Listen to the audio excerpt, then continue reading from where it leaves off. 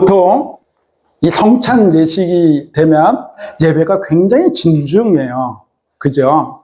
예전에 기억해보면 되게 진중하고 굉장히 진지합니다. 근데 이 에덴교는 에너지가 넘치다 보니까는 예수 사랑하시면, 야, 날 사랑하시면, 날 사랑하시면, 야, 괜찮습니다. 우리는 분명히 찬송가의 가사처럼 성경에 써 있는 대로 성찬을 할 거고요. 성경에 써 있는 대로 여러분들은 찬양을 했고요. 성경에 써 있는 대로 기도할 거고요. 우리는 성경에 써 있는 대로 말씀에 순종할 겁니다. 아멘.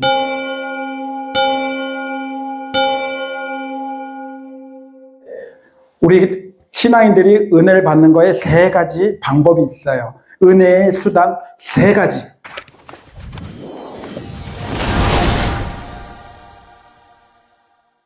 첫 번째는 우리는 말씀을 통해서 은혜를 받습니다.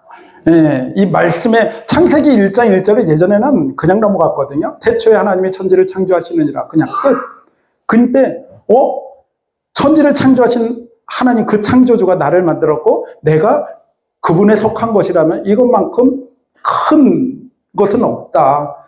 이 세상에 이것 창조한 신은 없거든요. 창조한 신은. 그 성경은 통해서 계속 이야기합니다. 뭐라고 이야기해요? 너는 내 백성이고 나는 너의 하나님이다. 이게 창세기부터 요한계시록까지 쭉 나오는 계속 너는 내 새끼야. 너는 내 백성이야. 너는 내 자녀야. 계속 얘기를 해줍니다. 그리고 그래서 그들이 잊을만 하면 가시들을 주죠. 아수르를 주고 페르시아를 주고 헬라를 주고 로마를 주고 그런데 그들이 영원할 것 같았지만 그거는 그냥 훅 스쳐가는 막대기일 뿐이에요. 이스라엘 민족들은 남아서 계속 하나님을 찾는 그 도구의 역할을 우리는 성경을 통해서 보고 있습니다. 그게 우리한테 보여준 예표거든요. 그래서 말씀을 통해서 우리는 뭘 알 수 있느냐? 하나님께서 분명히 약속을 지키시는 하나님이구나. 그런데 이 약속, 인간의 약속은 매번 깨지잖아요. 인간의 약속은 진짜 지키고 싶어요. 그런데 상황이 약속을 깨게끔 만들어요. 의도치 않게 돈을 못 갚게 되고요. 의도치 않게 내가 숨게 되고요. 그래서 원치 않게 내가 사기꾼이 되기도 하고요. 원치 않게 내가 빚쟁이가 되기도 하고요. 원치 않게 내가 억울한 일도 당하게 됩니다. 인간의 약속은 항상 그렇게 깨지게 돼 있지만 하나님의 약속은 절대 깨지지 않기 때문에 이것을 고급지게 얘기하면 언약이라고 하는 거예요. 그 언약을 사람을 지킨다고 하는데 하나님이 이것을 성취한다고 합니다. 언약의 다른 어원으로는 유언이라는 뜻을 가지고 있어요. 유언은 뭐예요? 죽어야지 그게 이루어지는 게 유언이에요. 예수 그리스도의 죽음으로 그 언약이 완전 성취되는 거예요. 유언이 이루어지는 게 바로 그 언약이 예수 그리스도를 통해서 성취가 되는 거고 예수의 죽었으면 부활하심으로 신약의 시대가 이루어지는 거예요. 신약의 시대가. 그래서 지금 또 우리는 사도행전 29장에 그 성도의 삶을 살고 있는 사도들이라고요. 그분이 오실 때까지 신약 시대는 계속 이루어집니다. 그 신구약을 통해서 분명히 우리는 은혜를 받는다. 그리고 두 번째는 기도를 통해서 우리는 은혜를 받습니다. 여러분들 기도 많이 하죠.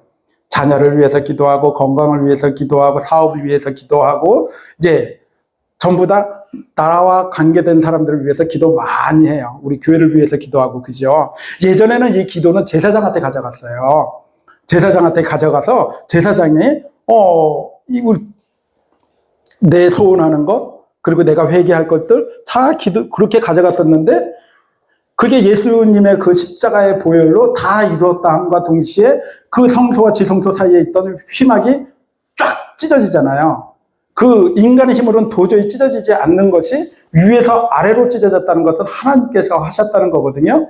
그 휘장이 찢어짐과 동시에 우리는 기도의 자리로 갈 수 있는 은혜의 자리에 왔다. 그래서 우리는 예수의 이름으로 모든 것을 기도하는 겁니다. 저는 여러분들의 기도는 100% 이루어졌다고 생각을 해요. 제 생각이에요.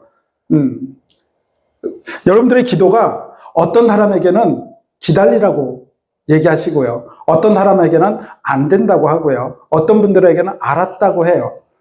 그래서 안 되는 거에 응답하셨으니까 감사하고, 기다리라고 응답하신 거에 감사하고, 이루어지신 거에 감사하고. 우리는 이루어진 거에만 초점을 두고 있지만은 분명히 그 때가 지나면은 그때 안 되길 참 다행이다라고 생각하는 부분도 얼마나 많습니까?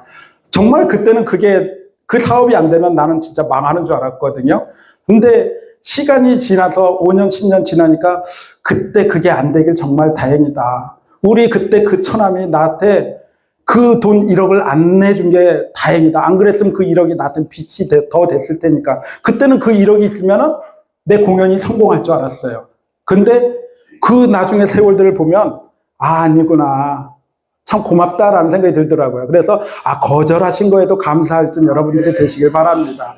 그리고 세 번째는 우리는 성례를 통해서 세례식과 오늘 하는 성찬식을 통해서 은혜를 받습니다. 미쿠케 네, 미쿠케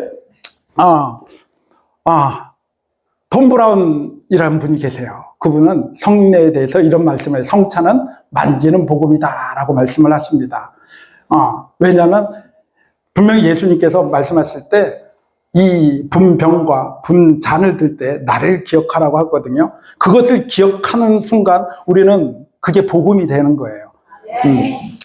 저기에서 보면은요, 천주교에서는 마틴 루터에 의해서 종교개혁이 1500년대에 일어나요. 그러면서 천주교가 이제 발칵 뒤집히면서 더 이 교황 중심의 교권을 확립하기 위해서 교리를 더 튼튼하게 만듭니다. 그랬고 1540년도에 이들이 18년 동안 회의를 하면서 다시 교리를 정한 게 이 성찬, 우리를 떡을 먹으면, 축사하면 그 떡을 먹음과 동시에 우리가 그게 예수님의 살이 된다.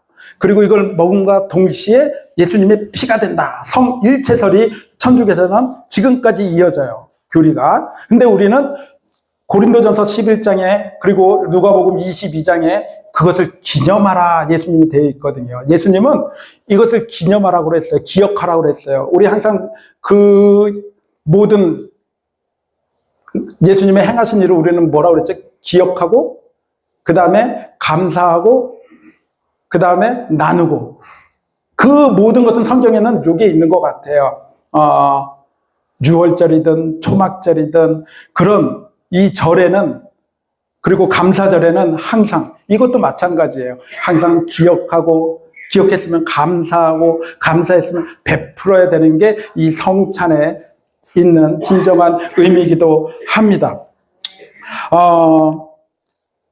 저는요, 이 성찬하면 되게 진중하잖아요. 저 고등학교 때 이렇게 보니까는요, 고등학교 때 저보다 6살 많았던 형님이 있어요. 그 형님은 교회 지휘도 하고, 그리고 굉장히 노래도 잘하고, 이 성찬식만 되면 눈물이 얼마나 잘 흐르시는지 몰라요. 이 눈물이, 그러니까 그 주위에는 애들이 다 같이 울어요.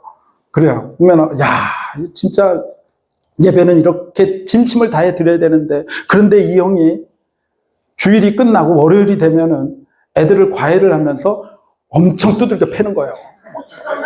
어저께 눈물 흘렸던 형이 맞나 싶을 정도로, 나는 못 때려요. 고등학생이니까. 중학교 애들을 과외를 가르치면서 얼마나 때리는지, 또 내기도 얼마나 잘하는지, 지금 생각해보면 그 형님이 이 성찬에 대해서 그 의미를 조금 더 알았으면 행복한 신앙생활을 했을 텐데, 감정에 의해서 신앙생활을 하다 보니까 그 감정에 푹 빠쳐서 울기도 하고, 그 감정이 없어지면 그냥 내 본성이 나오기도 하고, 우리의 신앙생활은 그렇게 감정으로 하는 게 아니라 은혜로 하는 거예요. 은혜로. 예. 그래서 성찬이 뭡니까? 성찬은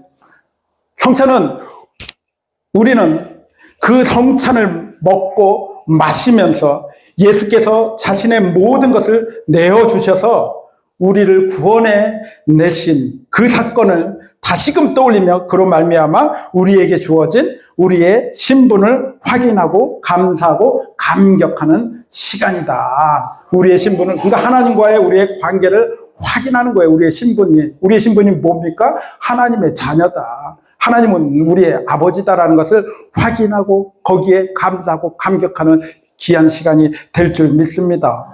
마태복음 26장에 보면은 최후의 만찬 사건이 이렇게 나오는데요. 거기에 보면은 예수님이 제자들에게 포도주와 이렇게 나눠주면서 그들에게 성찬이 어떤 것인 거에서 잘 얘기해줘. 이 포도주가 뭐고, 거기에서 그를 통해서 이렇게 보면은, 나는 반드시 천국에서 예수님과 한 상에서 만찬을 들겠구나 하는 것을 확인하는 그 말씀이거든요.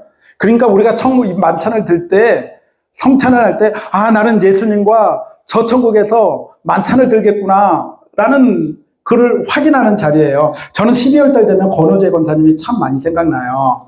우리 권호재 권사님 12월 달 소천하셨잖아요. 그분 얼마나 사랑 많았어요. 사탕 탁 주어주면서 12월 되면 유난히 보고 싶은 그분인데요. 분명히 권호재 권사님은요, 천국에서 예수님과 만찬을 들고 계세요. 그리고 저번 주에 우리 임경태 집사님, 여러분들이 같이 임병채 집사님을 위해서, 그 소천하시는 어머니를 위해서 위로해주고 기대해 주셔서 너무 감사해요. 정말 교회는 그런 곳이에요. 근데 분명히요, 박병채 집사님도 지금 천국에서 예수님과 만찬을 들고 계세요. 그것을 확인하는 자리가 바로 성찬이라는 자리예요. 우리가 천국이 없으면 얼마나 억울할까요? 예수님이 없으면 얼마나 억울할까요? 하나님이 없으면 얼마나 억울할까요?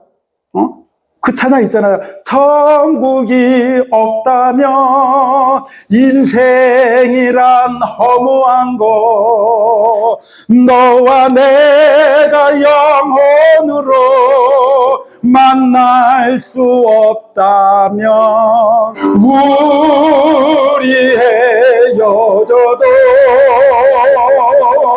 슬프지 않을 수 있어.